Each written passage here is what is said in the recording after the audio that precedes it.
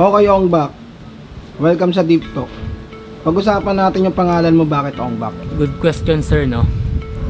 Mula kasi nung pupunta ako dito sa Lighthouse, nag-request agad ako ng name screen na pangit. Kasi, sawang-sawa na talaga ako tawaging gwapo eh.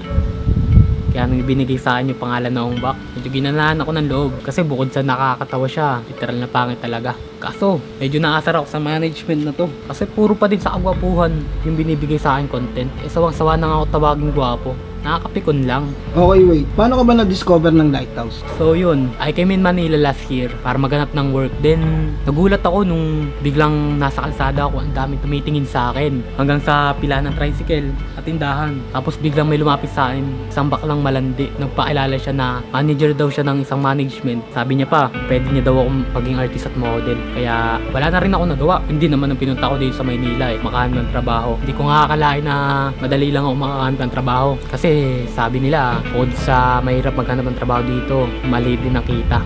Pero ako, bumili lang ako sa tindahan, nagwapuan lang sa akin, katrabaho na. Kaya napapaisip ako na hindi talaga patas ang mundo. Sa mga pangit na katulad nila, sa gwapo at sa kasing gwapo ko, naawa ko sa kanila. Pero mas naawa ko sa kalagayan ko. Teka, bakit naman mas nakakaawa yung kalagayan mo? Kasi sir, yung mga pangit na katulad nila, normal sila nakakalabas ng bahay.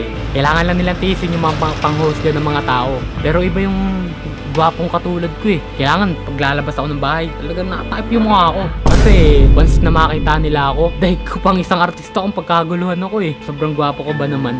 Anong feeling kapag sinasabihan ka na ang gwapo mo? Ikaw sir, ano ba tingin mo sa akin? Gwapo.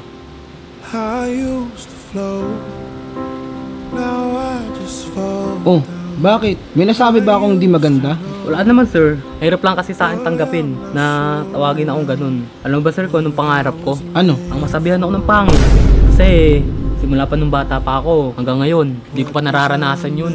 Gusto ko ma-experience na tawagin ako sa ganun. Kahit pabiro lang, kahit kasi nungalingan lang. Kaso, hindi nila kaya. Eh, kaso kasi, ang gwapo mo talaga eh. Yun na nga sir. Ang simple-simple sir nung hinihingi ko, hindi pa nila maibigay.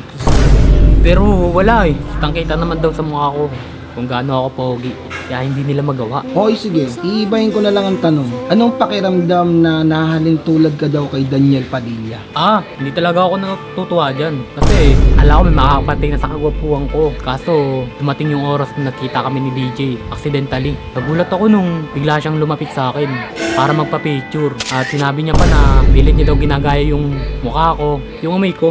Kaso hindi niya magawa. Sa tingin mo, gaano kalaki ang lamang mo kay Daniel Padilla? Siguro hindi masusukat yung lamang ko kay Daniel. Kasi tulad ng sinabi ko, siya na yung lumapit sa akin para magpa-picture. Kasi gwapong-gwapo siya sa akin. Wala siyang magawa. Hindi niya kayang pantayan yung ako, hindi niya kayang higitan. Kahit nga amoy ko, ginagaya niya. Tapos yahalin tulad pa ako kay Daniel Padilla. Malabong pumantay sa kalintingan ko si Daniel. Okay.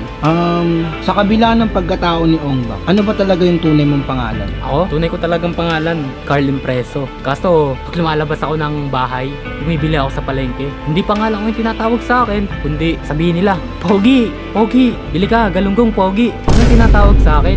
Hindi sa pangalan ko, kundi yun talagang bansag sa akin dito eh, yung Pogi. Kasi, gwapo ko ba naman? Last question. Anong masasabi mo para sa mga nag-aantay sa'yo sa labas?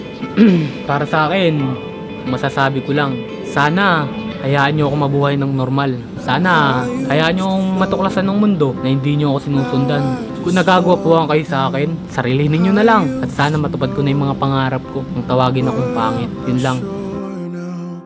What I was made for. What was I made